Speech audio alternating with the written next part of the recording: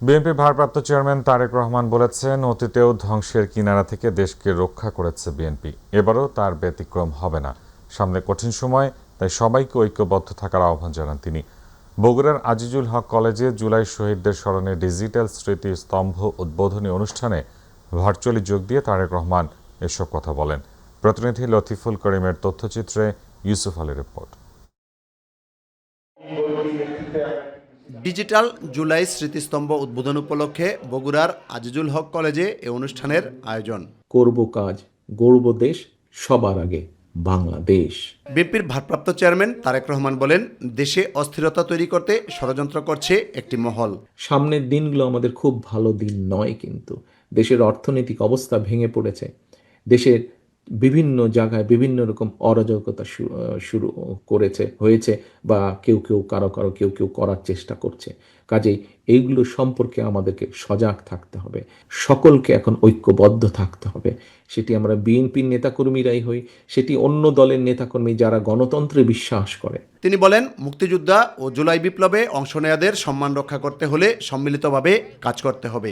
জুলাই যোদ্ধাদের প্রতি যদি সম্মান রাখতে হয়, আজকে আমাদের ৭১-এর শহীদদের প্রতি যদি সম্মান রাখতে হয়, ৭১-এর মুক্তিযোদ্ধাদের প্রতি যদি সম্মান রাখতে হয়, তাহলে আমাদের একটাই লক্ষ্য হতে হবে এখন, দেশের মানুষের জন্য যেভাবে হোক শান্তি প্রতিষ্ঠা করা এবং দেশের জন্য কাজ করা, দেশকে সামনে নিয়ে যাওয়া। বিএনপি ক্ষমতা এলে ইন্টারনেট সেবা সহ সকল ক্ষেত্রে উন্নয়ন করা হবে বলেও আশাবাদ ব্যক্ত করেন দলের ভারপ্রাপ্ত চেয়ারম্যান তারেক রহমান। ইনশাল্লাহ আল্লাহর রহমতে আগামী নির্বাচনে বাংলাদেশ জাতীয়তাবাদী দল বাংলাদেশের মানুষের সমর্থনে ইনশাল্লাহ সরকার গঠনে সক্ষম হলে আমরা এই ইন্টারনেট সেবাটাকে আরও ইজি করে আনতে চাই মানুষের। আজকের এই যে ডিজিটাল স্মৃতিস্তম্ভ আজিজুল হক কলেজে কানেকশনটা দেওয়া হচ্ছে, ওটা যেরকম ফ্রি হবে, ঠিক একইভাবে আমরা এই যে আইটি পার্কগুলো আছে, এই আইটি পার্কগুলোর মধ্যেও আমরা ফ্রি ওয়াইফাইয়ের ব্যবস্থা করব।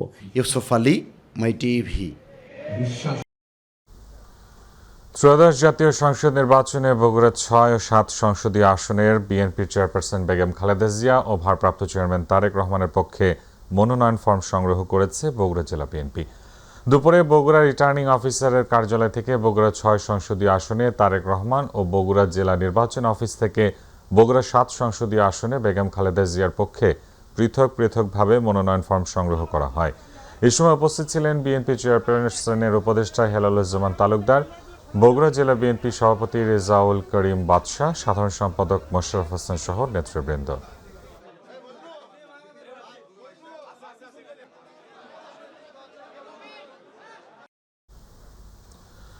প্রথম আলো ডেইলি স্টারে হামলা ও অগ্নিসংযোগের ঘটনায় সারা বিশ্বে বাংলাদেশের ভাবমূর্তি ক্ষুণ্ণ হয়েছে বলে মন্তব্য করেছেন বিএনপির স্থায়ী কমিটির সদস্য সালাউদ্দিন আহমেদ।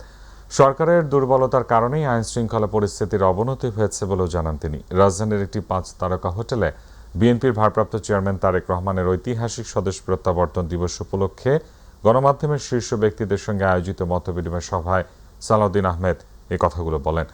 বিস্তারিত আফজাল হোসেনের রিপোর্টে। রাজধানীর একটি ৫ তারকা হোটেলে বিএনপির ভারপ্রাপ্ত চেয়ারম্যান তারেক রহমানের ঐতিহাসিক স্বদেশ প্রত্যাবর্তন দিবস উপলক্ষে গণমাধ্যমের শীর্ষ ব্যক্তিদের সঙ্গে মতবিনিময় সভার আয়োজন করে বিএনপি। তারেক রহমান ফোন দিয়েছে, ঘুমাইতে পারি না। তার মানে কি? তার মানে আবেগ কাজ করে, ভালোবাসা কাজ করে, মানুষ কানেক্টেড হয়ে গেছে। প্রধান অতিথির বক্তব্যে বিএনপির স্থায়ী কমিটির সদস্য সালাউদ্দিন আহমেদ বলেন, গণমাধ্যম সমাজের দর্পণ, এর উপরে যে কোনো ধরনের হামলা জাতির জন্য লজ্জার। সাংবিধানিক প্রতিষ্ঠানগুলোকে এমনভাবে দাঁড় করাতে হবে যাতে সব সময় সাংবিধানিক প্রতিষ্ঠানগুলো গণতন্ত্রের রক্ষা কবচ হিসাবে কাজ করে। সেই হিসাবে গণমাধ্যমের ভূমিকা, অনেকে এটাকে ফোর্থ স্টেট বলে, তাই না? কিন্তু বাংলাদেশে আমরা কি এটা পারবো? সেই সিদ্ধান্ত আপনারা নেবেন। আমাদের সাংবাদিক বন্ধুদের মধ্যে অনেকেরই পলিটিক্যাল এফিলিয়েশন আছে, কিন্তু বাংলাদেশের স্বার্থের বিবেচনায় সবসময় আমরা যেন দেশের পক্ষেই থাকি, নিরপেক্ষ না থাকি। সবাই বিভিন্ন গণমাধ্যমের সম্পাদক, জ্যেষ্ঠ সাংবাদিক, গণমাধ্যম ব্যক্তিত্ব ও বিএনপির জ্যেষ্ঠ নেতারা কথা বলেন। বিগত ১৭ বছরে হাজার হাজার মানুষ প্রাণ দিয়েছেন, গুম হয়েছেন। সম্প্রতি আমরা হাদিকেও দেখেছি যে এই আন্দোলনের একজন হওয়ার অপরাধে তাকে পৃথিবী থেকে চলে যেতে হয়েছে। মৌলিক ঐক্য তৈরি করা প্রয়োজন যেখানে আমরা যে মত আর পথেরই অনুসারী হই না কেন, সাধারণ মানুষের নিরাপত্তা, যান মাল এবং তার চিন্তার নিরাপত্তাকে আমাদের প্রোটেক্ট করা উচিত। কারো বক্তব্য এবং মতামতের জন্য কোনো প্রতিষ্ঠান, সেটা গণমাধ্যম হোক, সেটা সাংস্কৃতিক প্রতিষ্ঠান হোক, তার উপর আক্রমণ হওয়াটা ফ্যাসিবাদ উত্তর এই সময়ে এটা কখনোই কাম্য হতে পারে না। তারেক রহমানকে আগামী 25 তারিখ বড় সংবর্ধনা দিতে দলটি ব্যাপক প্রস্তুতি গ্রহণ করেছে বলে জানান আয়োজকরা। দুর্বিষহ সময় আমাদের পার করতে হয়েছে। আফজাল হোসেন, মাই টিভি, ঢাকা। বিপ্লবীদের খুন করে বিপ্লবী চেতনা দমন করা যায় না বলে মন্তব্য করেছেন জামায়াতে ইসলামের আমির ডাক্তার শফিকুর রহমান। ফজর নামাজের পর ইনকিলাব মঞ্চের মুখপাত্র শরীফ ওসমান হাদির কবর জিয়ারত করতে গিয়ে এই কথা জানান তিনি। এদিকে ওসমান হাদির হত্যাকাণ্ডের পর তদন্তের অগ্রগতি ও খুনিদের গ্রেফতারে দৃশ্যমান কোনো পদক্ষেপ না থাকায় সরকারের ভূমিকা নিয়ে প্রশ্ন তুলেছেন জামায়াতের সেক্রেটারি জেনারেল মিয়া গোলাম পরওয়ার। আতিকুর রহমান তিতাসের রিপোর্ট। ফজরের নামাজের পরপরই ঢাকা বিশ্ববিদ্যালয়ের কেন্দ্রীয় মসজিদের পাশে ইনকিলাব মঞ্চের মুখপাত্র শহীদ শরীফ ওসমান হাদির কবর জিয়ারত করেন জামায়াত ইসলামের আমির ডক্টর শফিকুর রহমান। এ সময় ডক্টর শফিকুর রহমান বলেন, ওসমান হাদি কোটি তরুণের প্রাণে দ্রোহের আগুন জ্বালিয়ে দিয়েছিলেন। একই সাথে তিনি ইনসাফের কথা বলতেন। হাদির দুশ্মনেরা কার্যত বাংলাদেশেরই দুশ্মন, কারণ হাদিরা বাংলাদেশের পক্ষে কথা বলতো, বাংলাদেশের স্বাধীনতা এবং সার্বভৌমত্বের পক্ষে ছিল। হাদিরা আপন সংস্কৃতির কথা বলতো, হাদিদের উচ্চারণ ছিল অপসংস্কৃতির বিরুদ্ধে। আমির বলেন, নির্বাচন ফেব্রুয়ারিতেই হোক, এ ব্যাপারে জামায়াত ইসলামী আশাবাদী। তবে নির্বাচন যেন সুষ্ঠু ও গ্রহণযোগ্য হয়, সে উদ্যোগ সরকারকে নিতে হবে। সরকার এ পর্যন্ত যা করেছেন তাতে জনগণ মোটেই সন্তুষ্ট না। জনগণের দাবি আশা করি প্রধান উপদেষ্টা সহ উপদেষ্টা মণ্ডলী সেখানে উপস্থিত ছিলেন। তারা জনগণের পালস বুঝতে পেরেছেন।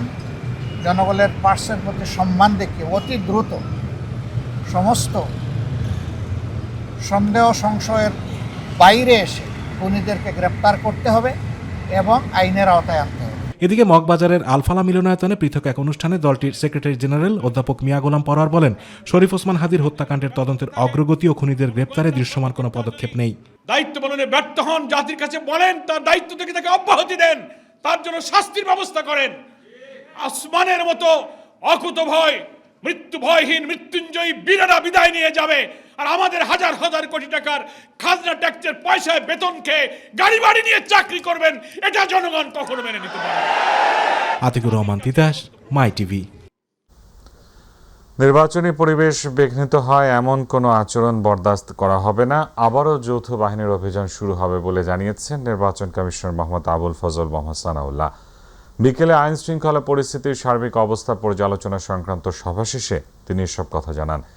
ইসি জানান, হাদি হত্যাকাণ্ডের সাথে জড়িতদের ব্যাপারে অভিযান চালু আছে বলে জানিয়েছে আইন শৃঙ্খলা বাহিনী। সংবাদ মাধ্যমে হামলার প্রশ্নে ইসি সানাউল্লাহ জানান, শোককে কাজে লাগিয়ে কিছু স্বার্থান্বেষী লোক সুযোগের সদ্য ব্যবহার করে, কিন্তু আর কাউকে সন্ত্রাসী কর্মকাণ্ড করতে দেয়া হবে না। এর আগে ত্রয়োদশ জাতীয় সংসদ নির্বাচন ও গণভোটকে সামনে রেখে আজ 3 বাহিনীর প্রধানদের সঙ্গে বৈঠক করে ইসি। দুপুর 12টায় আগারগাঁয়ে নির্বাচন কমিশন সচিবালয়ে সেনা, নৌ ও বিমান বাহিনী প্রধানদের সঙ্গে এ সাক্ষাৎ অনুষ্ঠিত হয়। নির্বাচনের পরিবেশ বিঘ্নিত করে এ ধরনের কোনো ধরনের কর্মকাণ্ড সহ্য করা হবে না।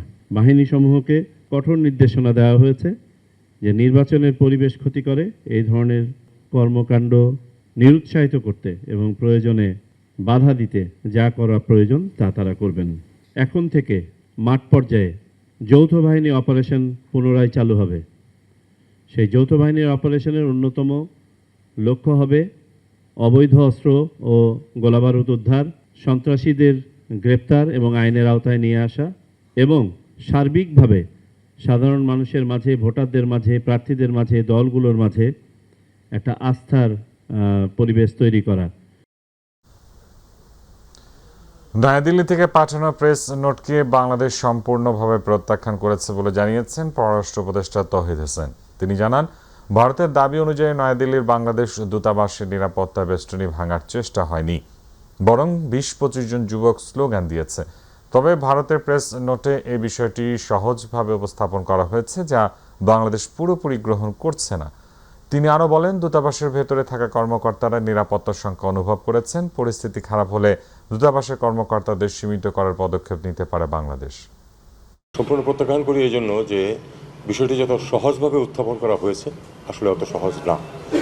আমাদের মিশন, বাংলাদেশের মিশন কূটনৈতিক এলাকার গভীরে অবস্থিত, এমন না যে এটা বাইরে কোনো জায়গায় অথবা কূটনৈতিক এলাকার শুরুতে, তা কিন্তু না।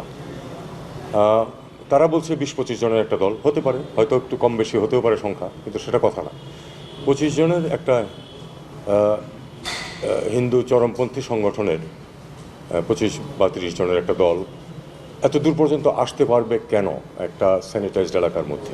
তার মানে তাদেরকে আসতে দেওয়া হয়েছে, তাইলে যেভাবেও তারা আসতে পারার কথা না। কিন্তু নর্মালি একজন বাংলাদেশি নাগরিক নৃশংসভাবে খুন হয়েছে, সেক্ষেত্রে যথোপযুক্ত ব্যবস্থা নেওয়া বাংলাদেশ নিচ্ছে, অন্যদেরও উচিত সেরকম ব্যবস্থা নেওয়া।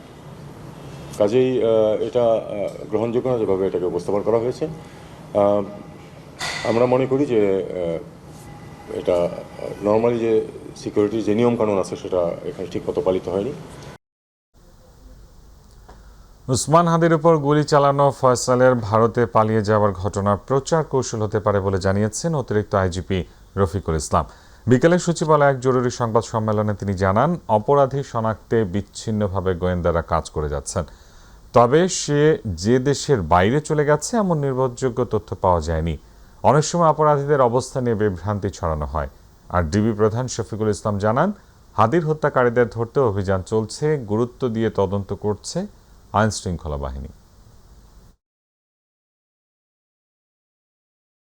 শেষ অবস্থানটা সুনির্দিষ্টভাবে আমাদের কাছে এভাবে তথ্য নাই। আমরা নানাভাবে আমাদের তদন্তকারী অফিসাররা, আমাদের গোয়েন্দারা চেষ্টা করে যাচ্ছে।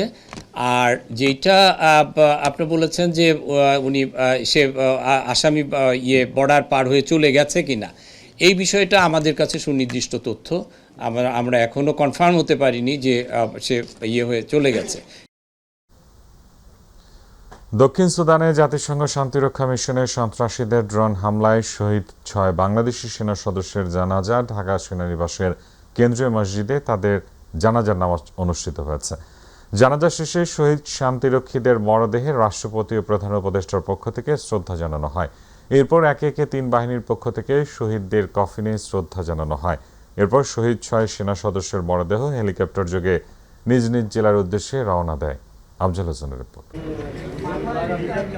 গত 13 ডিসেম্বর সুদানের আবিয়া এলাকায় জাতিসংঘ শান্তিরক্ষা মিশনের বেজে ড্রোন হামলায় নিহত হন বাংলাদেশ সেনাবাহিনীর 6 সদস্য। সকাল 9টায় ঢাকা সেনানিবাসের কেন্দ্রীয় মসজিদে তাদের জানাজা অনুষ্ঠিত হয়। জানাজায় স্বরাষ্ট্র উপদেষ্টা লেফটেন্যান্ট জেনারেল জাহাঙ্গীর আলম চৌধুরী, সেনাপ্রধান জেনারেল ওয়াকারুজ্জামান, নৌবাহিনী প্রধান অ্যাডমিরাল এম নাজমুল হাসান, বিমান বাহিনী প্রধান air chief marshal Hasan Mahmud Khan, প্রধান উপদেষ্টার প্রেস সচিব শফিকুল আলম এবং সশস্ত্র বাহিনীর জ্যেষ্ঠ কর্মকর্তারা অংশ নেন।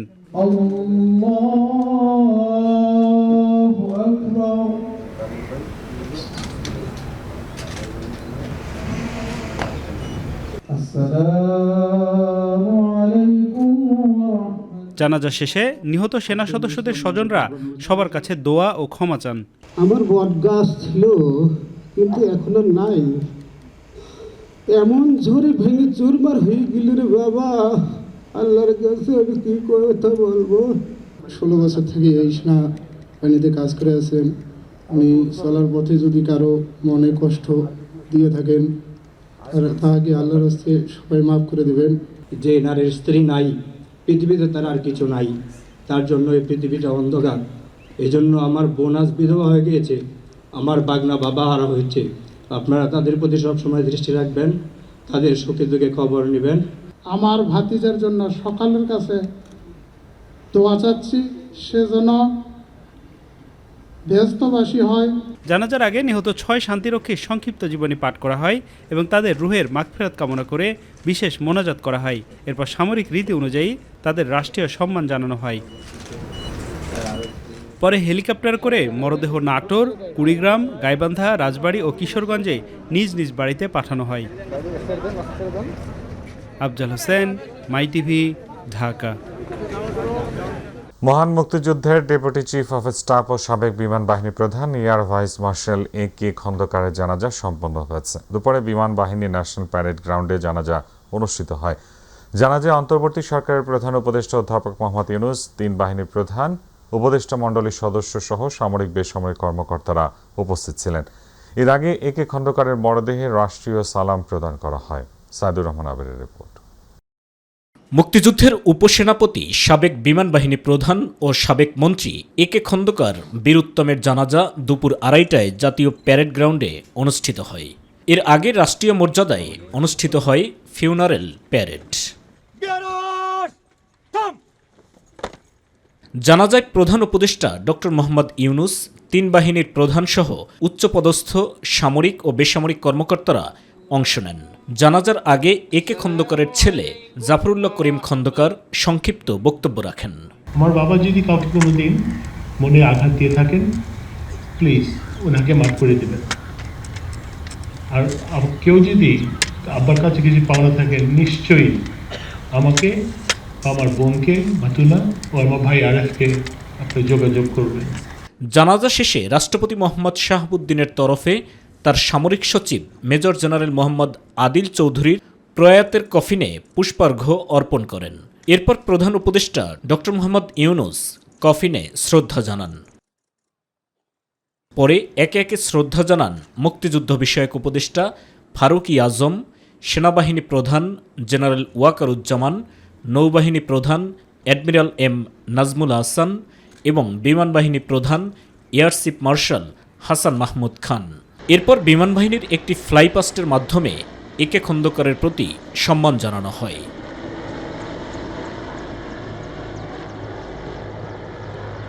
শনিবার সকাল 10:30টার দিকে বার্ধক্যজনিত কারণে মারা যান ৯৬ বছর বয়সী এ.কে খন্দকার। সাইদুর রহমান আবির, মাই টিভি, ঢাকা।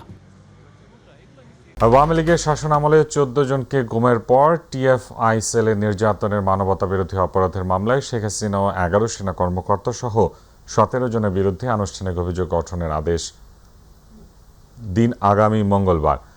আজ আদেশের জন্য দিন ধার্য ছিল, কিন্তু ৩ সেনা কর্মকর্তার অব্যাহতি চেয়ে তাদের আইনজীবী মনসুরুল হক চৌধুরীর আবেদনের প্রেক্ষিতে শুনানির জন্য ২ দিন সময় দিয়ে ২৩ ডিসেম্বর আদেশের জন্য দিন ধার্য করেছেন আন্তর্জাতিক অপরাধ ট্রাইব্যুনাল ১। আরও জানাচ্ছেন জাহিদ আহমেদ বাবু। ১.৫ দশকের ফ্যাসিবাদী শাসন আমলে টিএফআই সেলে গুম নির্যাতনের ঘটনায় মানবতা বিরোধী অপরাধের মামলায় শেখ হাসিনা সহ ১৭ জন সেনা কর্মকর্তার বিরুদ্ধে আনুষ্ঠানিক অভিযোগ গঠনের ওপর আদেশের দিন। আর তাই রবিবার সেনানিবাসের অস্থায়ী কারাগার থেকে বাংলাদেশ জেলের সবুজ একটি প্রিজন ভ্যানে করে আন্তর্জাতিক ট্রাইব্যুনালে আনা হয় সেনা কর্মকর্তাদের। এ সময় ট্রাইব্যুনাল ১-এ বিচারিক কাজ শুরু হলে শুনানির সময় বাড়ানোর আবেদন করেন সেনা কর্মকর্তাদের আইনজীবীরা। গ্রেপ্তার থাকা ১০ সেনা কর্মকর্তার মধ্যে ৩ জনের পক্ষে মনসুরুল হক চৌধুরী ও বাকি ৭ জনের পক্ষে শুনানি করেন ডক্টর তাবারক হোসেন ভুইয়া। জানান তাদের করা আবেদন মঞ্জুর করেছেন tribunal ১। Reluctant in going and that is the reason why I made a submission, একটা পিটিশন দিয়েছি। এটা হলো ১। আরেকটা হলো প্লেস অফ অকারেন্স ভিজিট করা, আর হলো bail petition of accused number 8, that is brigadier general Mohammad Jahangir Alam. এই ছিল আমাদের আজকের বিষয়। For ends of justice a reasonable time should be given, এবং আইনকে সামনে রেখেই court has given the reasonable time, 23 তারিখে ফিক্সড করেছে। তবে বিচার তার নিজস্ব গতিতে চলছে জানিয়ে রাষ্ট্রপক্ষের আইনজীবী শায়েক মাহাদি জানান, এই মামলা রাষ্ট্রের কোনো বাহিনীর বিরুদ্ধে নয়, বরং অপরাধীদের বিরুদ্ধে। 2016 থেকে 2024 আগস্ট পর্যন্ত এই যে বিভিন্ন সময় তাদেরকে বিভিন্ন মেয়াদে টিএফআই সেলে, যেটা উত্তরা র্যাব 1 কমপ্লেক্সের ভেতরে অবস্থিত, সেখানে গুম করে রাখা হয়েছিল। এটি হচ্ছে এই মামলার মূল উপজীব্য বিষয়। এদিন জুলাই গণ অভ্যুত্থানের রাজধানীর রামপুরায় 28 জনকে হত্যার ঘটনায় মানবতা বিরোধী অপরাধের পৃথক মামলায় সাবেক 2 সেনা কর্মকর্তা সহ 4 জনের বিরুদ্ধে আনুষ্ঠানিক অভিযোগ গঠনের ওপর আদেশের ট্রাইব্যুনাল 24 ডিসেম্বর দিন ধার্য করেছেন বলে জানান 2 সেনা কর্মকর্তার আইনজীবী ব্যারিস্টার হামিদুল মিসবাহ। বিজিবির মামলা রামপুরা বনশ্রীর ঘটনা কেন্দ্র করে যেটা ফাইল হয়েছে, ওখানে 4 জন আসামি, এর মধ্যে 2 জন আমরা রিপ্রেজেন্ট করি, লেফটেন্যান্ট কর্নেল রেদওয়ান আর মেজর রাফাত। আমরা কোর্টকে বলেছি যে মাননীয় ট্রাইব্যুনাল, আপনাদের বিচারের উপরে, আপনাদের উপরে আমাদের সম্পূর্ণ আস্থা আছে। যেহেতু আমাদের এই দুইজন আসামির মাধ্যমে কোনো ক্যাজুয়ালিটি হয় নাই। সো আমরা মনে করি আমরা খালাস পাবো। এদিকে জুলাই গণ অভ্যুত্থানে সাভারের আশুলিয়ায় 6 লাশ পোড়ানো সহ 7 জনকে হত্যা মামলার তদন্ত কর্মকর্তা জানে আলমকে জেরা করেন আসামি পক্ষের আইনজীবীরা। জাহিদ আহমেদ বাবু, মাই টিভি, ঢাকা। ময়মনসিংহের ভালুকায় ধর্ম অবমাননার অভিযোগে দীপু চন্দ্র দাস নামে এক যুবককে পিটিয়ে হত্যার পর মরদেহ পুড়িয়ে দেওয়ার মামলায় আরও 2 আসামিকে গ্রেফতার করেছে পুলিশ। এ নিয়ে পুলিশ ও র্যাবের অভিযানে মোট 12 জনকে গ্রেফতার করা হয়েছে। গ্রেফতারকৃতরা হলেন আশিকুর রহমান ও কাইয়ুম। এর আগে আরও 10 জনকে গ্রেফতার করা হয়। দুপুরে জেলা পুলিশের কার্যালয় থেকে পাঠানো এক বিজ্ঞপ্তিতে এই তথ্য জানানো হয়। এর আগে শনিবার উপজেলার হবিরবাড়ি ইউনিয়নের কাশের এলাকা থেকে আশিকুর রহমান ও কাইয়ুমকে গ্রেফতার করে পুলিশ। গত বৃহস্পতিবার রাতে ভালুকার জামির দিয়া এলাকার দীপুকে গণপিটুনি দেয় উত্তেজিত জনতা। পরে তার মরদেহ ঢাকা ময়মনসিংহ মহাসড়কের পাশে নিয়ে আগুনে পুড়িয়ে দেওয়া হয়। আগুন দিয়ে মানুষ পুড়িয়ে মারা ও প্রতিষ্ঠান জ্বালিয়ে দেওয়ার মতো কাজকে সরকার বরদাস্ত করবে না বলে মন্তব্য করেছেন ধর্ম উপদেষ্টা আফম খালেদ হোসেন। দুপুরে সচিবালয়ের সমসাময়িক ইস্যুতে করা সংবাদ সম্মেলনে এই মন্তব্য করেন তিনি। সব স্থাপনায় সরকারের নিরাপত্তা দেয়া কঠিন কাজ উল্লেখ করে তিনি বলেন, আইন শৃঙ্খলা পরিস্থিতি সরকারের নিয়ন্ত্রণে রয়েছে। ইতিমধ্যে বেশ কয়েকজনকে গ্রেপ্তার করা হয়েছে, চিহ্নিত করে গ্রেপ্তার করা হয়েছে। আরও কারা কারা আছে এগুলো তদন্ত করে তাদেরকে আইনের আওতায় আনার জন্য আমরা সচেষ্ট আছি। এবং কারণ বাইরে থেকে যদি কেউ কোনো মন্তব্য করে, এটা তো বাংলাদেশ সরকারের নিয়ন্ত্রণ নাই, এটা তো মেটা তারপরে ইউটিউব কর্তৃপক্ষ আছে, এটা তো সরাসরি আমরা নিয়ন্ত্রণ করতে পারি না, বাংলাদেশ গভর্নমেন্টের উপর নাই। কৃষি ডিপ্লোমা শিক্ষার্থীদের দীর্ঘদিনের 8 দফা দাবি বাস্তবায়নের দাবিতে ফরিদপুরে পর্ব সমাপনী পরীক্ষা বর্জন ও কমপ্লিট শাটডাউন কর্মসূচি পালিত হয়েছে। দুপুরে ফরিদপুর কৃষি কলেজের শিক্ষার্থীরা পরীক্ষা অংশ না নিয়ে ক্যাম্পাস জুড়ে শান্তিপূর্ণভাবে কর্মসূচি পালন করেন। শিক্ষার্থীরা জানান, বৈষম্য নিরসন সহ তাদের দাবিগুলো বারবার আশ্বাস পেলেও বাস্তবে কোনো কার্যকর পদক্ষেপ নেওয়া হয়নি। এতে তারা হতাশ ও ক্ষুব্ধ। তারা বলেন, কৃষি শিক্ষার মনোন্নয়ন ও দক্ষ জনবল তৈরিতে ডিপ্লোমা শিক্ষার্থীদের ন্যায্য অধিকার নিশ্চিত করা জরুরি।